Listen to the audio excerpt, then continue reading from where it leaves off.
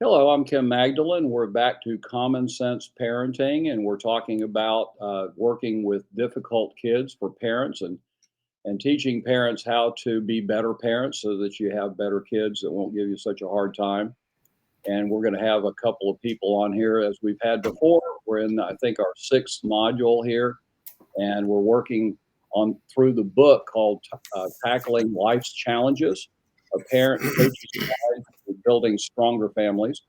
Now you can purchase this book on Amazon, Kindle books, and soon you can have an audio book. But I would strongly recommend that you get this book. We're on literally on chapter 6 right now, and you can always go back to these videos and review them and walk through the book. But the book is going to be much more specific. We can only cover the pages in general here, just to give you kind of an idea of what they say. But as far as following through the book and a point by point and specific process, the book is a great thing to have. So you can get that on Amazon. You can get it in a couple of days. Not hard to do. Glenn, hello, in Denver. How are y'all doing? Doing fine, thank you. Doing Good. pretty good, brother. Good. Okay, so let's get started in chapter 6, bridging gaps through understanding and communication that connects. And one of the things that starts here is it basically is highlighted or in bold. Everything starts with a whole lot of love. Communication begins with love, and let's begin with that. What does love mean to you guys when you're talking about dealing with your kids and especially a difficult child? Well, Go ahead, Denver. first of all, it's putting your children before you, um, and giving understanding that no matter what that child does, they're still your child, and you're going to love them through whatever issue that they may have. And oftentimes, if we focus on ourselves and what we want to see, and then we kind of lose sight of the objective, because we have to do what is right for that child. Each child is different, and there we say all the time at camp, there's no one size fit all. Each child is different, and then you have to work with that child based on how that child is personally. And as a parent, you take the time, take the initiative, to get to know each one of your children and love them the way they need to be loved. And oftentimes we love people the way we want to be loved. And when we do that, we really, really miss the mark. Everybody, to get to each child, whether it be husband, wife, child, whatever, you got to love that person the way they need to be loved. And it takes sometimes research, understanding, which is what the chapter is all about, understanding and communication to be able to grasp that concept that each child is different, and you got to provide what things that child need. Some children need a tough love. Some children just simply need guidance and direction, and they'll comply. And if you build that relationship on love, love will beget respect. And if you get that respect for that child, or if you win that child's heart, then you'll be able to speak into their life and create a unifying response in every situation with that child. So it's very important that we learn to love people, love children, love anybody the way they need to be loved, and give them the space to grow without trying to be, self-centered on ourselves. Glenn?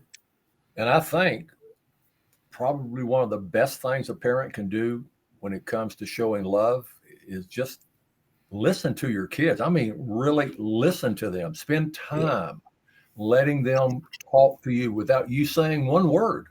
Just listen. And when they see you paying attention to them, they see you smiling, they see you looking like you're unhappy when they say something that made them unhappy.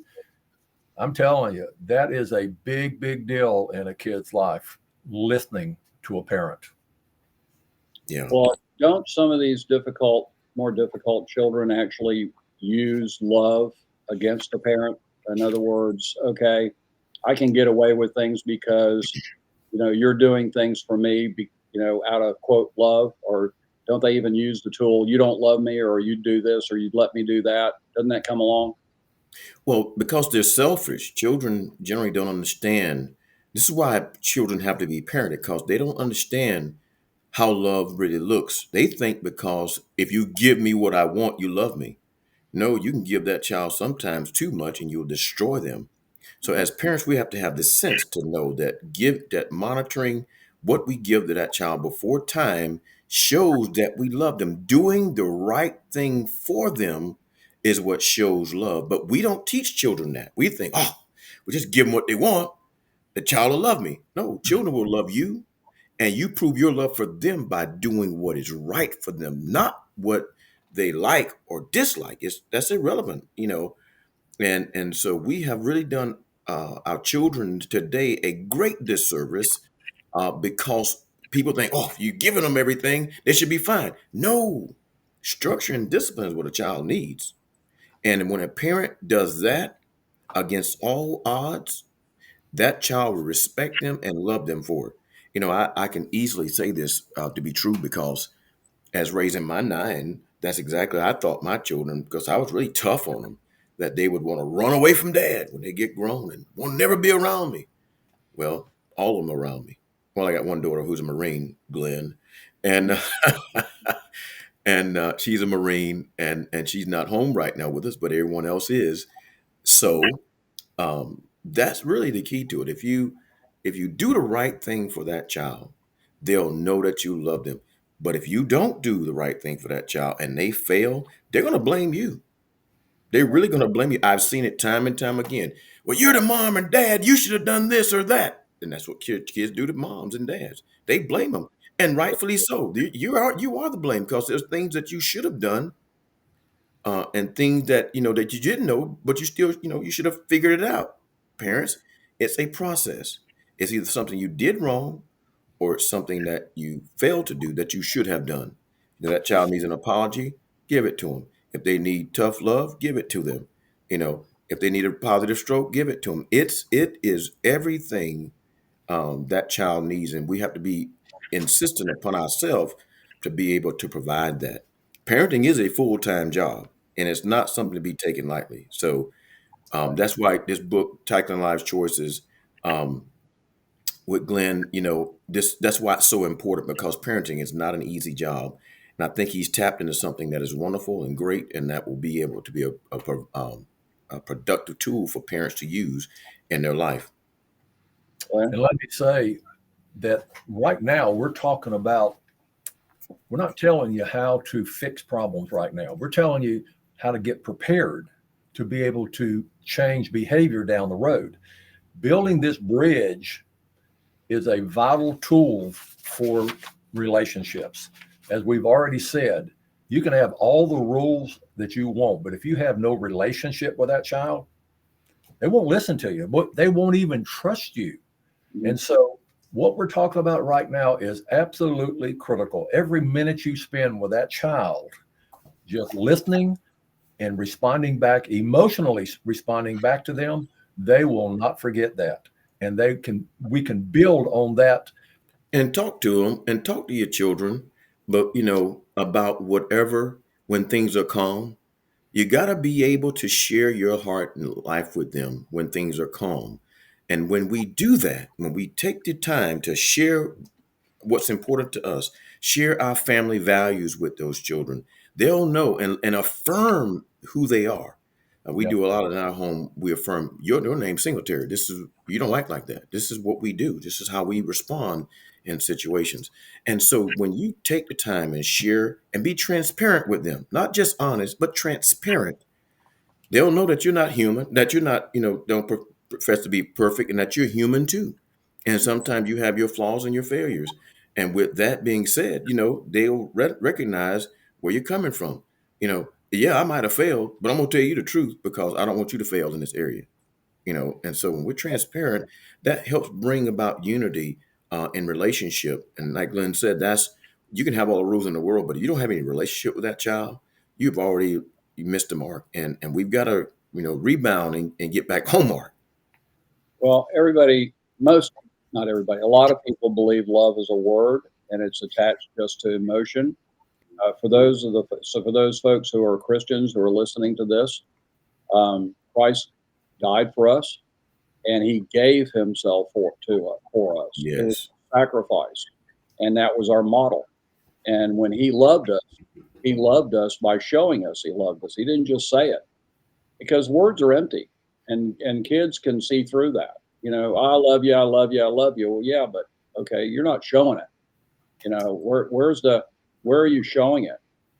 And especially with dads, it's a sacrifice. Moms are sacrifice too, but it's mostly sacrificing a lot of time. But the dads out there may be sacrificing things they love, like a golf game, or a new boat, or whatever. They may not. They may have to park this stuff. Let it stand by to be available, to be there. And one of the things I recall, I'm not one to look somebody in the eye when I'm talking to them, but I look them in the eye when I'm listening. And so I want them to know I'm paying attention. How does that? Undivided attention. Yeah. Yeah. I mean, I don't want to stare them down. I'm not trying to intimidate people, and that bothers me. But when someone's talking to me, I like to look at them and make sure they understand that I'm listening to them, and I'm not being distracted, looking at my phone or whatever. So anyway, that's that. As far as active listening skills, I noticed that on page 97, it says there you start by looking at the child when they talk, so that they know they have your full attention instead of the TV or the phone. This thing's horrible. I It mean, is. it's honestly. I mean, I can't tell you how many people I see in restaurants, a husband and wife sitting in a restaurant quietly just looking at their phones. And I make sure Carol usually leaves it in the car. I usually keep it in my back pocket. Um, and I don't want to pull it out. I may pull it out to look something up when we have a discussion about something, but it's important to put aside all these electronics and pay attention. And it'll be there when you come back. It'll be there. So paying attention to kids, what do you think? Expressing empathy, what does that mean? Well, the most important thing with active listening is this: you have to not be listening to respond. Yeah. Most people listen to just respond to what's being said to them in an argumentative way. Waiting to talk. Yeah, waiting to talk instead of listening and processing and being mindful of what that person is saying so that you have an understanding. And this is what the active listening and the empathy comes in. You have to be willing to say, hey, you know what? I'm going to just process what you just said. And then if I don't understand something, I'm going to repeat back to you what I think you said so I Mhm. can have a clearer understanding. Because that's really, see, what we're trying to do is trying to put ourselves, which is empathy, in the place of that child or anybody else who we're talking to, so we'll understand where they are coming from, and so we can have a clear understanding. That tells a person right then, when you do that, that what they are saying to you and that they matter to you. Mhm.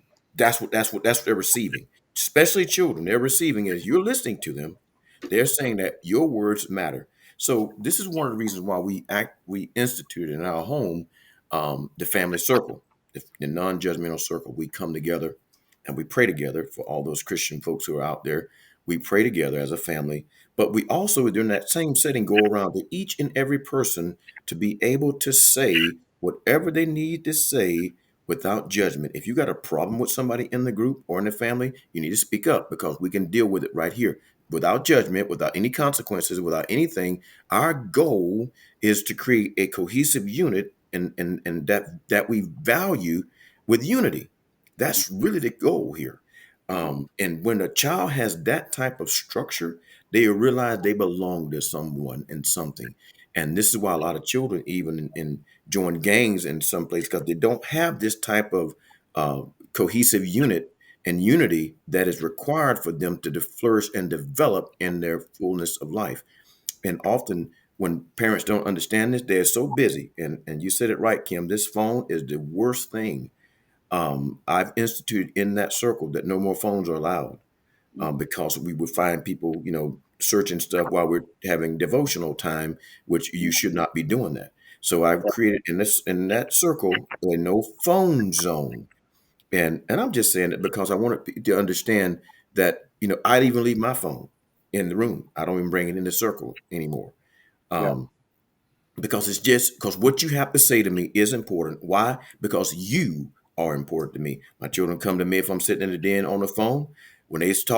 Hey dad, I immediately put the phone down, turn down the TV, and say, yes, what you got, son? Yep. Because I'm letting them know what you got to say to me matters to me.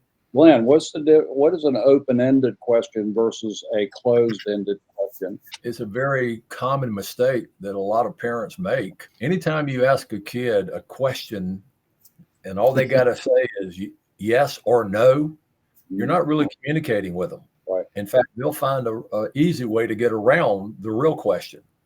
An open-ended question requires them to explain what they're trying to say. In other words, how was school today? It was okay, not bad. And they just keep running. But an open-ended question is, tell me how school was today. Yeah. And then they have to talk to you. And when they're talking, you're paying attention, you're watching them, and you're seeing their emotions, and you respond back with your face to approve their emotions. There's a lot said in body language, a lot. And these kids are watching everything we do as their parents. Yeah, they walk in the door after school, you know pretty much within about 10 seconds what you're dealing with, right? They had a good day, they had a bad day, they had an aggravating day, they aggravated somebody else, they're mad at somebody, et cetera, et cetera, et cetera. And it begins when they walk in the door. And make sure it's a safe, and you make that safe space, since you said that, Kim, make the safe space so they can vent about it to you. Because it made, and sometimes because of active listening, it's not required that you say anything. It's Right. just required that you hear them vent and let them know that they matter to you. And by you listening to them and you create that safe space, then, of course, you're not going to let them be disrespectful. You can say, hold on now. You can say what you need to say in a respectful manner, but I want to hear what you got to say. And so, like I said, and most times, if and it's one of those situations where um, it was just off the cuff, certainly just let it follow through and listen, and it might make a big difference in how that child respond to you overall in the future when you just sit and just hear what they have to say. And sometimes these kids had a bad day and they don't Yeah. want to talk. Yeah. And when that happens, it's okay. You make sure they understand that when they're ready, you'll be ready as well. One of my grandkids, I spent a lot of time with him this past Saturday. We went out to one of my son. My son has out in Sanderson has some property out there with a bunch of animals, and we were going out there, and it was Silas was with me, and he just talked and talked and talked, and I kept asking him another question, and asking him another question, asking him another question. And how's your girlfriend doing? Well, she's doing fine. Well, where's your phone? Well, I lost it. My mom took my phone from me because I did something. I didn't mow the yard when I said I would, or something like that. He said these words. He said, I deserved it. I don't deserve my phone. It's fine. I said, well, what happened to Alexa? He said, I'm a very fast typer. When mom said, I want your phone, he said, I typed in, I won't be talking to you for a while. He said, to his phone before he handed her the phone. But yeah, so and he responds to that, little things like that, taking something away from him that's important to him. And but he was very talky, very talky, and I have a feeling that he doesn't get that ear at home as much as he could, and he was full up and ready to just let her rip. And for 3 hours he was like nonstop, talk, talk, talk, talk, talk. But you know what I found about people, and especially about my wife? She doesn't always want solutions from me. Yeah. She just wants to tell me about it. Yes. Yep. And I think kids are a lot like that. They don't always need or have to have a solution from us as parents. They just need to find a place where they can vent, let it go. Yeah. What do you think about that? They want to they want to know that you care and that they matter to you. That's really important. When all the couples that I deal with over the years, that's exactly, men, we tend to be want to fix everything, and sometimes there is nothing to fix. It's just simply a person want to be able to vent. So I've learned to specifically ask questions. If my wife, one of my children, or anybody want to just talk to me, I just say, okay, start talking, and do you want input? If you don't want input, don't ask for it. and I won't give it to you. In other words, I won't give you unsolicited advice if Right. you don't want it. And so my sons have come to have, and I got 7 of them. They'll come to me and they'll start talking, and I say, okay, oh yeah, really? Is that so? And my response to them, but then I say, okay, and keep it moving. And I don't offer any advice unless you say they'll say, oh, Dad, what do you think? Mhm. Then I'll give them not an answer to the question, but rather information so they can make a well-informed decision. Mhm. Because we're not into telling people what to do. We don't do that. And we both agree on that. We don't tell people what to do. We'll give you all the information you want to help you build your plan, but you got to Right. build that plan based on your home and your family. And I tell my boys, I'm not going to tell you how no or yes or anything. You're grown. But what I will do is give you a lot of information, and you can say and you can make a decision based on that, because at the end of the day, you got to live with your own decisions that you make as an adult. Absolutely. And the biggest thing about this communication factor is it builds trust with your kids. Ah, When they know that they can come talk to you about any subject, man, that's a parent's dream. Because if they can't talk to you, guess what? They're going to talk to somebody, and it may not be the somebody you want them to talk to. amen, brother.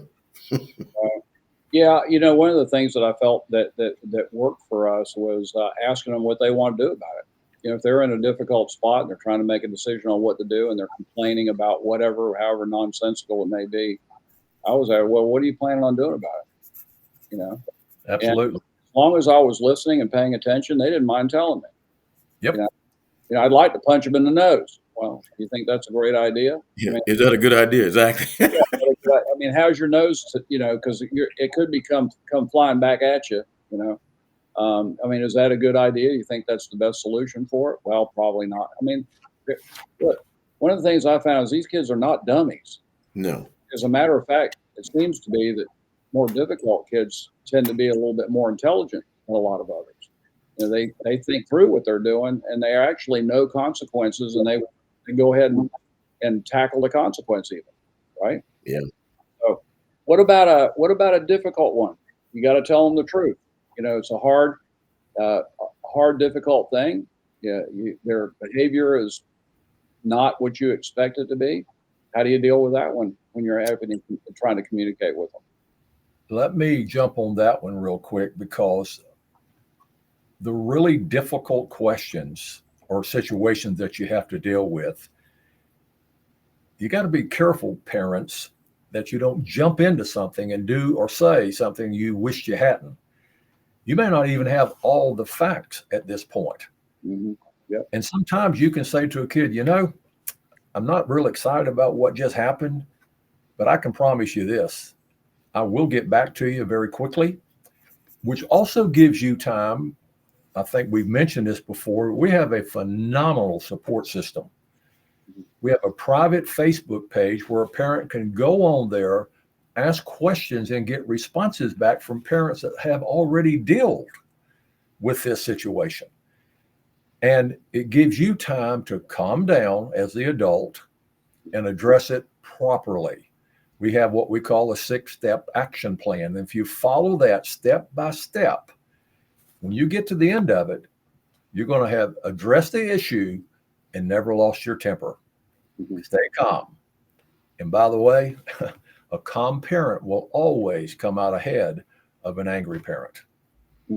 Yeah, it's hard to argue with somebody who won't argue. It is. Absolutely. You It know, certainly is. Yep. somewhere along the line, you run out of words when somebody's not arguing back. Like, okay, I'm not gonna, and not you don't tell them I'm not gonna talk to you. Just just listen, don't talk. They'll Yeah. stop arguing. They'll stop yelling. They calm down, run out of steam, so to speak. Right? Yeah. You set the atmosphere and tone for the conversation, that you're not going to engage. And like you said, you don't have to say, I'm not going to engage with you, because that statement alone is like a threatening. You're not going to talk to me now. I mean, really, I'm just listening what you have to say. And the more you remain calm, as we advise all our parents remain calm, and when they get to that place of calm, then they can think things through rather than be reactive.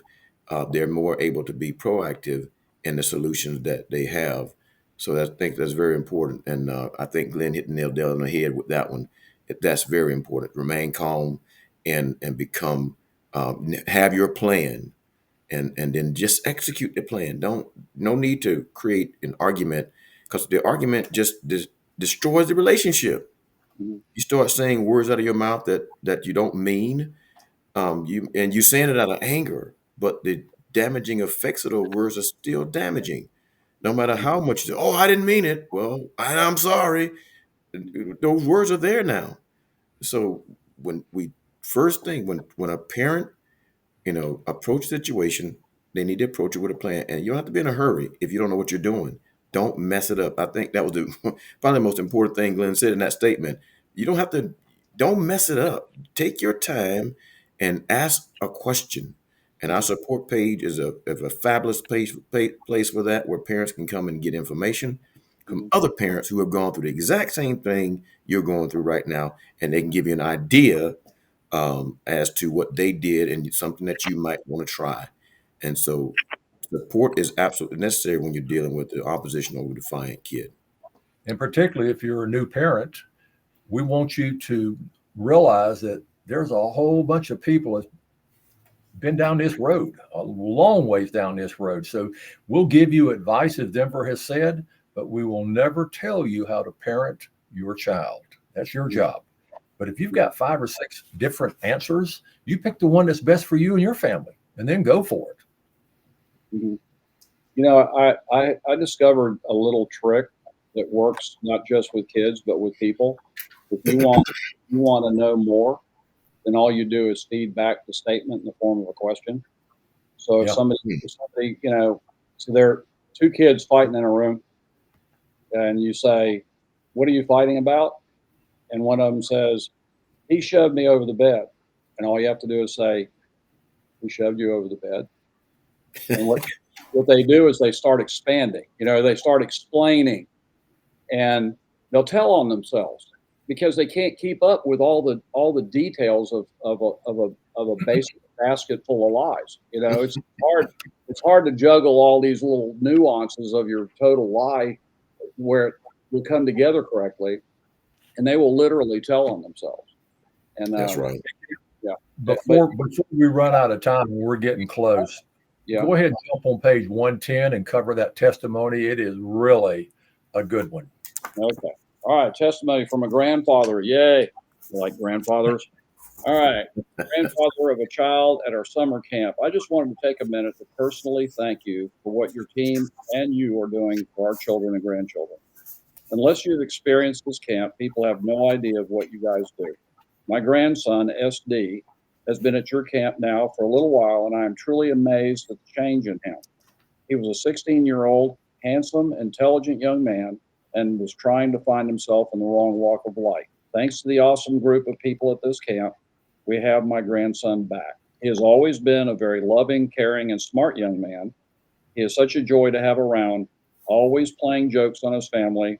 I can't wait for him to come home. Much love and gratitude for all that you do. Keep up the good work, and God bless you. I'm sure there are a lot of people out there that say, I got a decent kid here. He's just kind of going nuts on me, and I Yeah. need some help." And that's what this grandfather is talking about. He's glowing terms about his kid, but even though they were having trouble with him, he's still glowing about his grandkid, you know. And now he's thanking you guys for what you do. Obviously, it works. Absolutely. The biggest thing we work on at camp is not controlling a kid, but helping that kid understand you have choices to make. And for every decision, every choice you make, there will be a consequence, both good and bad. The bottom line is when that kid went home, he understood that his parents now had a parenting plan. And before, they didn't have a plan. They were parenting out of the seat of their pants, hoping one day he would change. Well, he changed at camp, and then mama and daddy took this boy home, and it was a totally different kid that came to us. Yep. Someone told me the other day we were talking about a different subject, and they said like we were talking about retirement, and they were talking about retirement is sort of like going to a foreign country and learning the language, learning the customs, learning. I mean, it went on and on and on about what happens when you go to a foreign country. Parenting is the same thing. If you got some compliant children and everything's smooth and easy, you just tell them what to do and they do it. And you got one of these that doesn't do that, then that's like going to a foreign country. You have to learn the language. You have to learn the currency. You have to learn the travel. You might have to ride on the other side of the road instead of this side of the road. There's a lot to learn about going to a foreign country, and that's what parenting like this is all about. So I want to encourage everybody to go to school on this. Get the book. We're back to the book, Tackling Life's Challenges. Get that on Amazon. You can get it on Kindle. I've got about 200 books in my Kindle right here on this phone. So I'm used to purchasing my books by Kindle, and it works really well. Guys, thanks a lot. We'll look forward to tackling chapter 7 on our next video. Thank you, Kim. All righty. Thank you.